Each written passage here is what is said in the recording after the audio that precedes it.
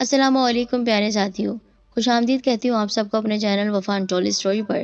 ایک بھائی نے غیرت کے نام پر نہ صرف اپنی بہن کو قتل کیا بلکہ اپنے دیرینہ دوست کو بھی مار دیا۔ آخر کیوں؟ جاننے کے لیے اس ویڈیو کو ضرور دیکھیے گا۔ اس سے پہلے ہمارے چینل وفا انٹول اسٹوری کو سبسکرائب کریں اور بیل کو پریس کریں۔ میرے ماما جی نے سائمہ کا ہاتھ مانگا ہے، میں نے ہاں کر دی ہے۔ اب وہ کہتے ہیں کہ شادی بھی جلدی کرنی ہے، آپ کا کیا خیال ہے؟ آبدہ نے اپنے شوہر افضال سے بڑی لاپرواہی سے کہا۔ کیا مطلب؟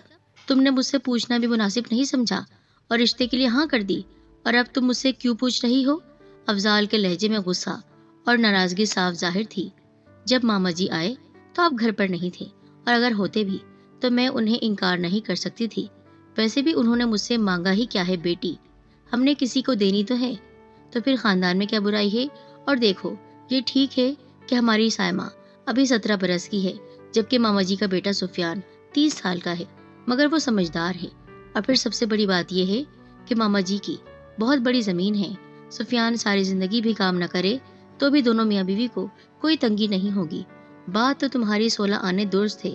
افضال ایسا ہی تھا، اپنی بیوی کے آگے تو فوراً ہی سر جھکا دینے والا اور اپنے آپ میں رہنے والا۔ اسے فرق نہیں پڑتا تھا کہ بات گائے بھینس کی ہو رہی ہے یا اس کی اپنی بیٹی کی۔ 4 بھائیوں کی بہن سائمہ کی شادی سفیان سے ہو گئی۔ سفیان کوئی کام نہیں کرتا تھا، جو پیسے زمینوں سے آتے عیاشی میں اڑا دیتا۔ اس کی صحبت ہی بری تھی، جو وہ شادی کے بعد بھی نہیں چھوڑ سکا، کیونکہ زندگی میں ایک ایسا وقت آتا ہے جب انسان چاہتے ہوئے بھی بری صحبت سے دور نہیں رہ سکتا۔ کچھ اس کی کمزوریاں تھیں، کچھ اس کے دوست راہل کی، جو دونوں بظاہر تو دوست تھے مگر ایک دوسرے کو نیچا دکھاتے رہنا ان کی عادت تھی۔ مگر ان تمام باتوں کے باوجود سفیان سائمہ سے بہت پیار کرتا تھا۔ وہ سائمہ کا بہت خیال رکھتا، وہ جس چیز کی خواہش کرتی سفیان مہربان شوہر کی طرح محبت سے بیوی کی ہر ضد، ہر خواہش پوری کرتا۔ شادی کے بعد سائمہ کو دکھ کا گمان بھی نہیں گزرا تھا۔ دن یوں ہی گزرتے رہے اور جلد ہی اللہ تعالیٰ نے چاند سے بیٹے سے نوازا تو ان کی خوشیوں میں مزید اضافہ ہو گیا۔ سائمہ اپنی خوشبختی پر بہت نازا تھی۔ وہ یہ نہیں جانتی تھی کہ یہ خوبصورت زندگی جلد ہی عذاب بن جائے گی۔ وہ یوں تھا کہ سفیان نے اچانک ہی راحل کے گھر بہت زیادہ آنا جانا شروع کر دیا تھا، اور بیوی اور بچے پر اس کی توجہ کم سے کم ہوتی جا رہی تھی، جس کی وجہ راحل کی بہن شازیہ تھی۔ راحل لالا گھر پر نہیں ہے، شازیہ نے لال شربت کا گلاس سفیان کی طرف بڑھاتے ہوئے کہا۔ میں جانتا ہوں۔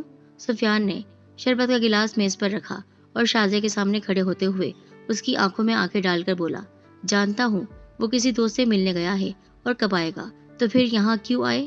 شازیہ نے سوال کیا۔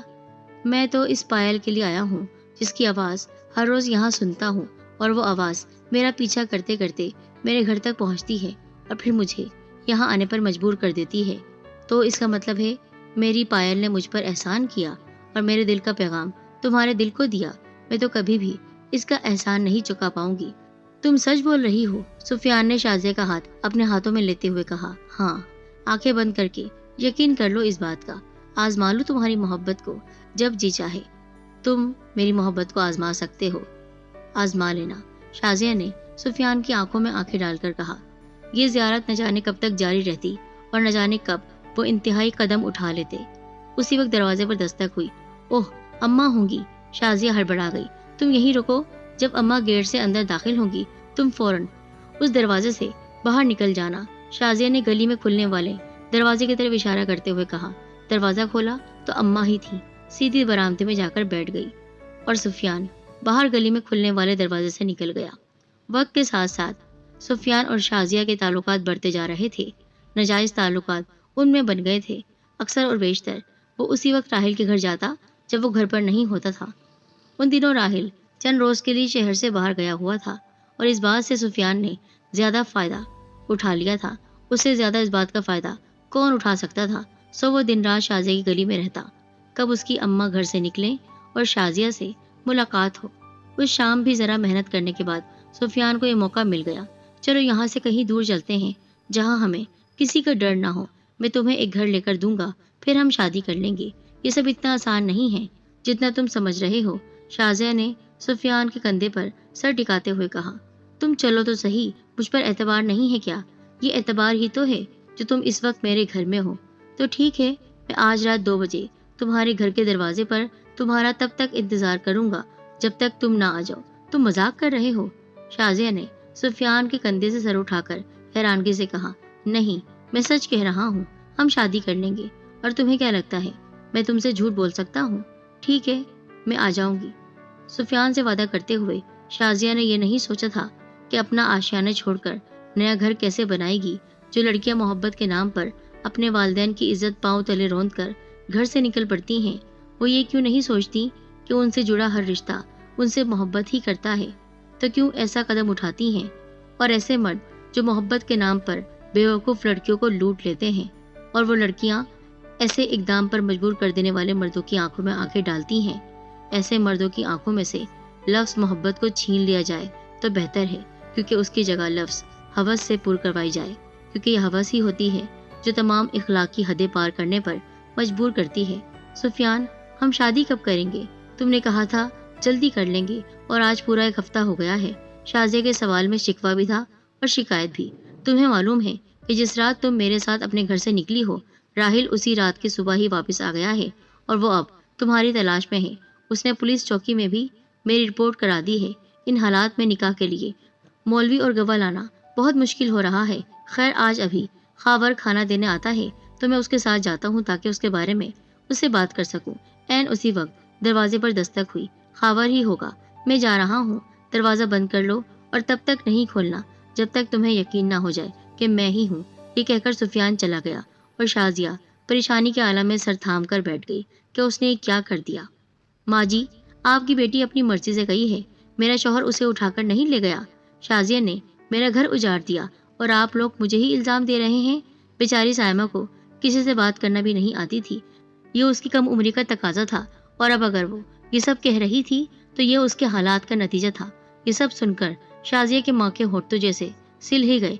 आप भी एक औरत ही हैं।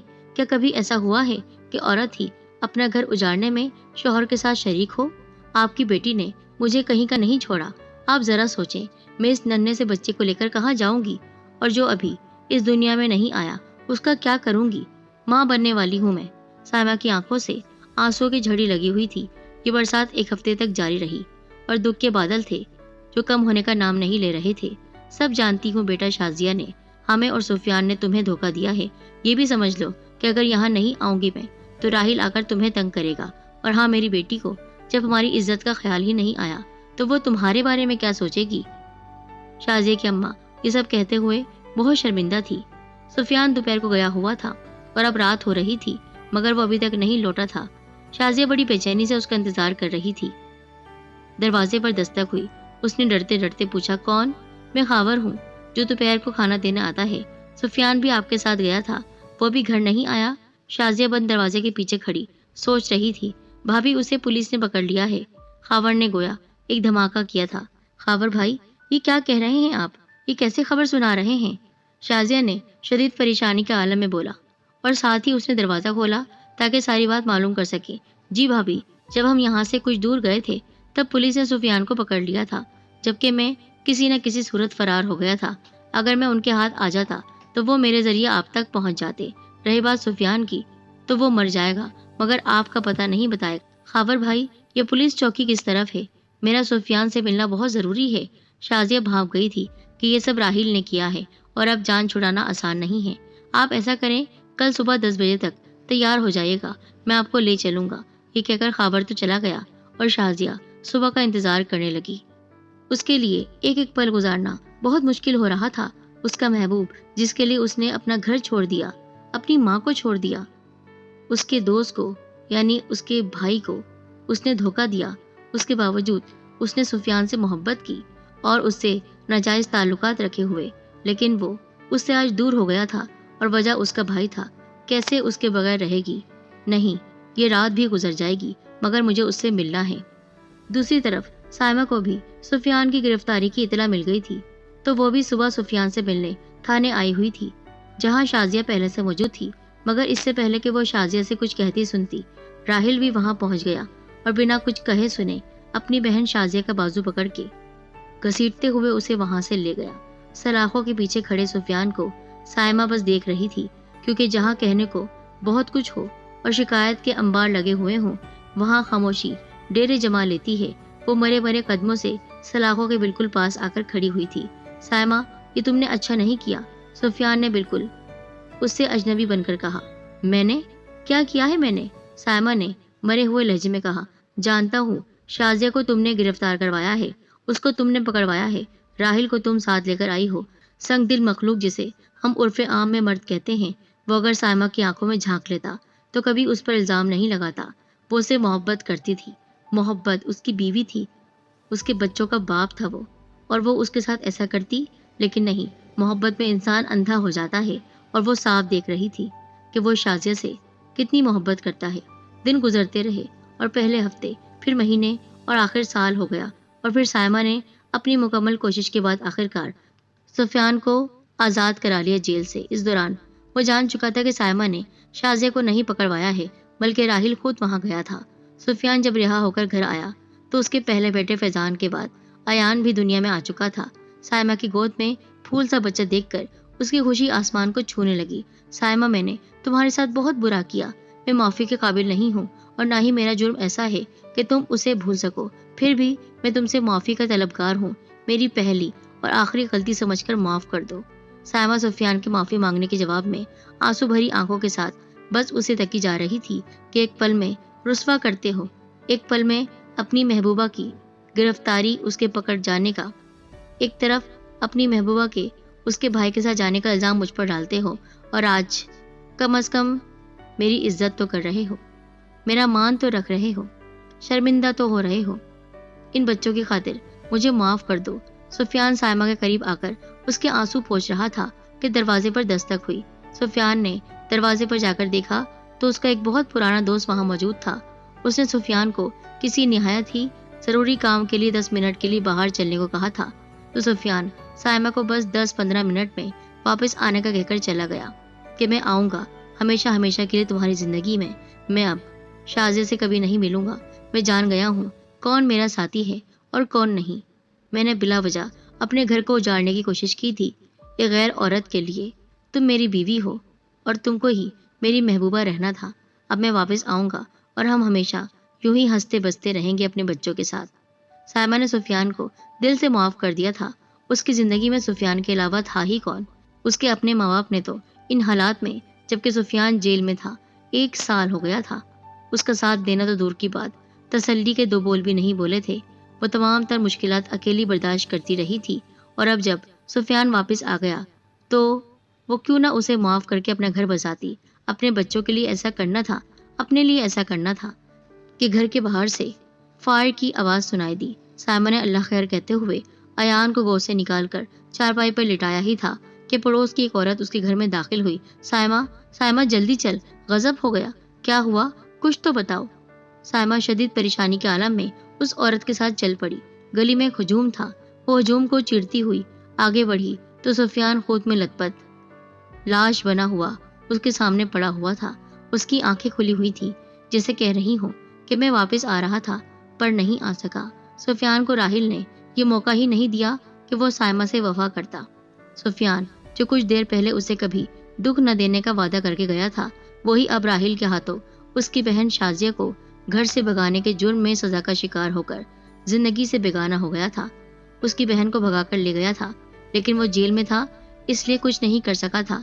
अपनी बहन को तो उसने मार दिया था।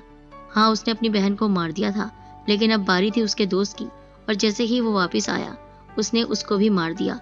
ये नहीं सोचा कि उसके पीछे उसकी औलाद है, उसके पीछे उसके कमसिन 2 छोटे बच्चे हैं, उसकी बीवी है।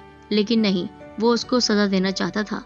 उसकी बहन को भगाने के जुर्म में उसने अपनी बहन को भी मार दिया और अपने दोस्त को भी मार दिया, जिसने उससे गद्दारी की थी और उसके घर में डाका डाला था। उसकी बहन की इज्जत लूटी थी, जबकि इज्जत लुटाने के लिए उसकी बहन खुद तैयार थी। वो अकेला शामिल नहीं था।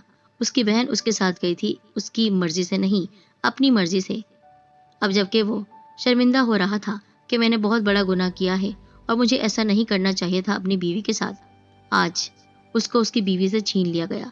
बच्चों के सर से बाप का साया छीन लिया गया। इंसान इंतहाई कदम उठाते हुए ये नहीं सोचता है कि उसके पीछे कितने रिश्ते बर्बाद हो जाएंगे। सुफियान ने अपनी बीवी और बच्चों को बर्बाद कर दिया, पूरा घर उजाड़ दिया, और यहाँ पर शाजिया की माँ رو رو کر برا حال کر رہی تھی اپنا کہ میری بیٹی گھر سے بھاگ گئی، ہماری عزت کو اچھال دیا، اور آج اس کے بیٹے نے اس کی بیٹی کو مار دیا تھا۔ کیا ہوا؟ 2 گھر اجڑ گئے، لیکن فرق کس کو پڑا؟ کسی کو نہیں۔ السلام علیکم۔